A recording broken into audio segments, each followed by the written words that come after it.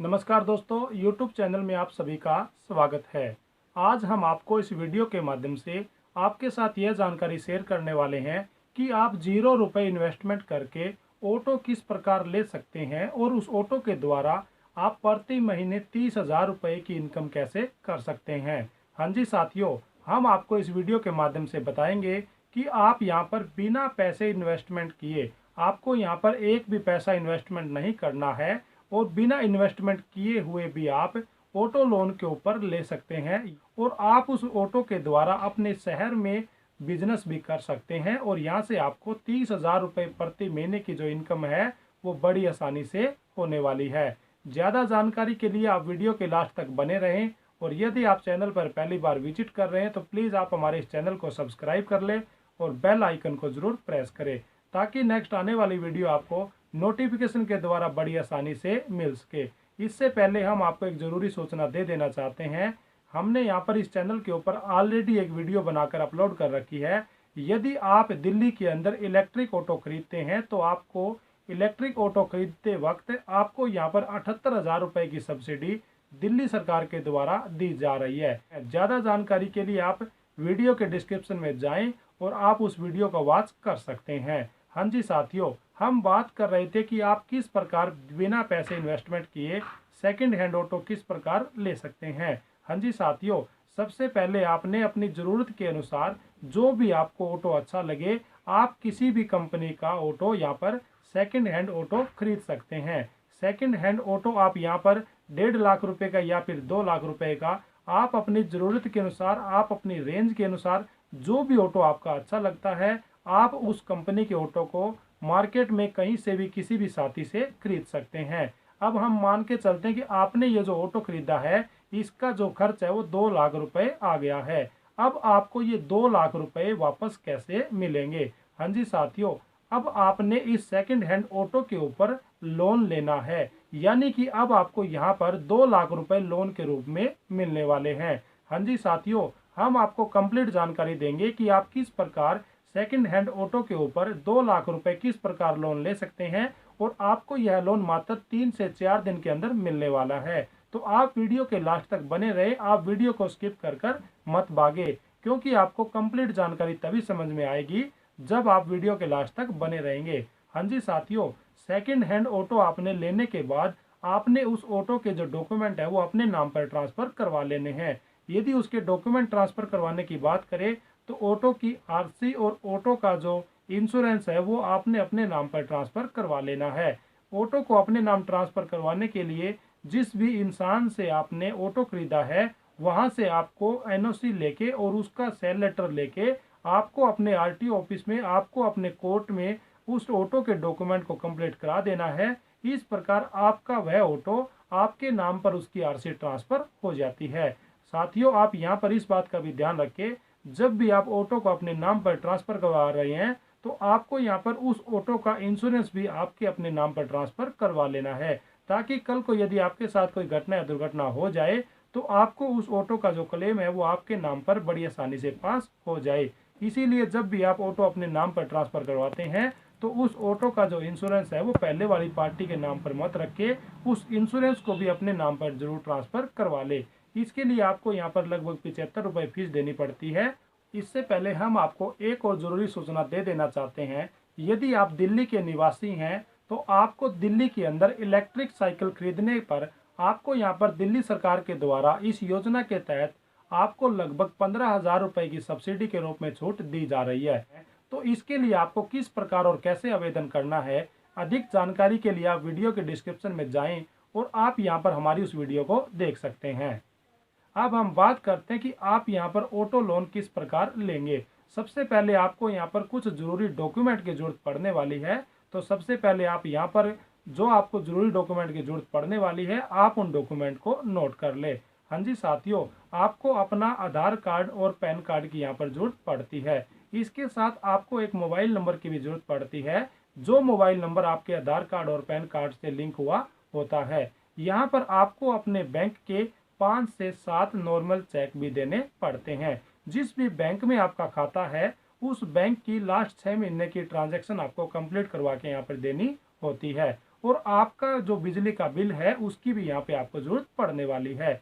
और आईडी के तौर पर आप यहाँ पे आधार कार्ड और पैन कार्ड दे देते हैं, और एड्रेस प्रूफ के तौर पर आप अपना राशन कार्ड भी दे सकते हैं। यदि आप सैलरीड पर्सन है, कोई भी सरकारी कर्मचारी है, तो आप अपनी सैलरी स्लिप भी यहाँ पर दे सकते हैं। यदि आप सरकारी कर्मचारी नहीं है, कोई भी किसी भी प्रकार का बिजनेस करते हैं, तो आप अपने पिछले 2 साल की आईटीआर की फोटोकॉपी यहाँ पर दे सकते हैं। इन सभी डॉक्यूमेंट के साथ साथ आपको अपने गाड़ी के डॉक्यूमेंट की भी यहाँ पर जरूरत पड़ती है। यदि हम आपकी गाड़ी के डॉक्यूमेंट की बात करें तो उस गाड़ी की आरसी, उसका इंश्योरेंस और उसका पोल्यूशन सर्टिफिकेट की यहाँ पर जरूरत पड़ने वाली है। और साथियों, आप यहाँ पर ऑटो के ऊपर लोन ले रहे हैं, तो यहाँ पर ऑटो का एक परमिट भी होता है, फिटनेस पेपर है, यानी कि आपको अपने ऑटो का परमिट की भी यहाँ पर टैक्स की जरूरत पड़ने वाली है। यदि आप यहाँ पर मैक्सिमम लोन लेना चाहते हैं तो आप एक गारंटर के डॉक्यूमेंट भी दे सकते हैं। गारंटर के डॉक्यूमेंट की यदि हम बात करें तो उसका आधार कार्ड, उसका पैन कार्ड और उसकी 2 पासपोर्ट साइज फोटोकॉपी की यहाँ पर जरूरत पड़ने वाली है। अब हम बात कर लेते हैं साथियों कि आपने इन सभी डॉक्यूमेंट के साथ किस बैंक में और कैसे अप्लाई करना है। हाँ जी साथियों, सबसे पहले आपने एसबीआई बैंक के अंदर लोन के लिए फाइल को अप्लाई करना है। अब हमने एसबीआई बैंक को ही क्यों चुना, तो साथियों एसबीआई बैंक की जो रीफाइनेंस करने की जो ब्याज की जो दर है वो काफ़ी ज़्यादा सस्ती होती है। यहाँ पे फर्क सिर्फ इतना ही होता है, एसबीआई बैंक की जो ब्याज की दर है वो काफ़ी कम है, उसके बाद जो ब्याज की जो दर है वो एचडीएफसी बैंक की बढ़िया है, और उसके बाद में ब्याज की दर फाइनेंसर की ब्याज की दर सबसे ज़्यादा रहती है। इससे पहले हम आपको एक और ज़रूरी सूचना देना चाहते हैं।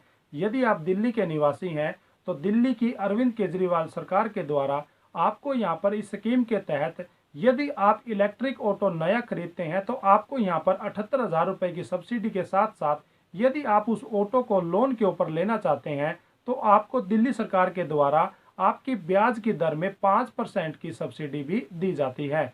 ज़्यादा जानकारी के लिए आप वीडियो के डिस्क्रिप्शन में जाएं, आपको यहाँ पर इस वीडियो का लिंक मिल जाएगा, तो आप इस वीडियो को भी वॉच कर सकते हैं। अब हम बात कर लेते हैं कि यहाँ पे आपको कितने रुपए फाइल प्रोसेसिंग चार्ज के रूप में देने पड़ेंगे। हाँ जी साथियों, एसबीआई बैंक से यदि आप लोन लेते हैं तो आपको यहाँ पर 1,000 रुपये मैक्सिमम फाइल चार्ज के रूप में देने पड़ते हैं। और यदि आप एचडीएफसी बैंक से या फिर एक्सिस बैंक से लोन लेना चाहते हैं तो आपको यहाँ पर 500 रुपये एक्स्ट्रा फीस भी देनी पड़ सकती है। और साथियों, यदि आप मार्केट में किसी भी फाइनेंसर से या फिर एनबीएफसी कंपनी से लोन लेते हैं तो आपको यहाँ पर मैक्सिमम 5,000 रुपये तक की फाइल प्रोसेसिंग चार्ज के रूप में पैसे देने पड़ सकते हैं। अब हम बात कर लेते हैं कि आपको ये पैसे कितने दिन में मिलेंगे। हाँ जी साथियों, यदि आपका सिविल स्कोर 750 से प्लस है तो आपको यह लोन कंप्लीट डॉक्यूमेंट देने के बाद आपकी गाड़ी की यहाँ पर चेकिंग की जाती है, और गाड़ी चेक करने के बाद आपकी अपने गाड़ी के इंश्योरेंस की जो कीमत लगी होती है उस कीमत का लगभग आपको 90 से 95% तक लोन आपका हो जाता है। जितने रुपए का आपकी गाड़ी का बीमा है उस बीमे की कीमत का आपको 95% लोन के रूप में मिलता है। मान लेते हैं कि आपकी गाड़ी का जो बीमा है वो 2 लाख रुपए का है, तो आपको यहाँ पर लगभग 1,90,000 रुपए तक आपका रीफाइनेंस यहाँ पर हो जाता है। अब हम बात करते हैं कि आपको ये पैसा आपके खाते में कितने दिन के अंदर आ जाता है। हाँ जी साथियों, जैसे ही आप कंप्लीट डॉक्यूमेंट बैंक को दे देते हैं तो बैंक के द्वारा लगभग 5 से 7 दिन के अंदर आपका लोन कर दिया जाता है और आपका यह पैसा आपके खाते में आ जाता है। अब हम बात कर लेते हैं कि आपको यहाँ पर ब्याज की दर कितनी लगने वाली है। तो साथियों, एसबीआई बैंक की जो ब्याज की दर है वो लगभग यहाँ पर 8% से 10% के बीच में रहती है, और एचडीएफसी बैंक और एक्सिस बैंक की जो ब्याज की जो दर है वो 9% से लेकर 12% के बीच में रहती है। और अब हम बात कर लेते हैं कि जितनी भी मार्केट में फाइनेंसर कंपनियां हैं उनकी जो ब्याज की दर है आपकी 12% से लेकर 15 से 16% के बीच में रह सकती है। ये जो ब्याज की जो दर है ये समय समय पर बदलती भी रहती है, और सभी बैंकों की अपनी जो ब्याज की दर है वो अलग अलग रहती है। तो अब यहाँ पर साथियों, जितने भी रुपए का आपने ऑटो खरीदा था उतने ही रुपए आपको यहाँ पर ऑटो के ऊपर रीफाइनेंस के द्वारा आपके खाते में आ जाते हैं। तो साथियों, आपको यहाँ पर कोई भी पैसा इन्वेस्टमेंट करने की जरूरत नहीं पड़ती, और आप एक सेकंड हैंड ऑटो बड़ी आसानी से खरीद सकते हैं।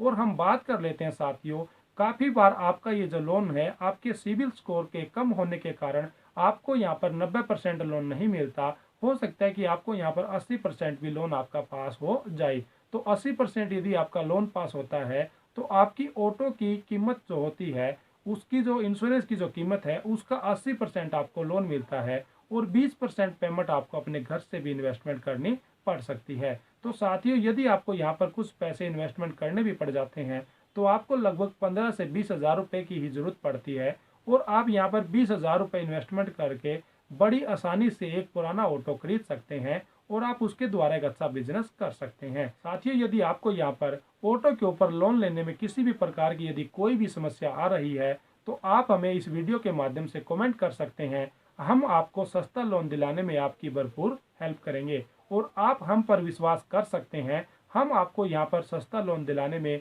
आपकी भरपूर हेल्प करने वाले हैं। साथियों, हमारे द्वारा दी गई जानकारी आपको कैसी लगी, आप हमें लाइक शेयर और कमेंट के माध्यम से जरूर बताएं। धन्यवाद साथियों।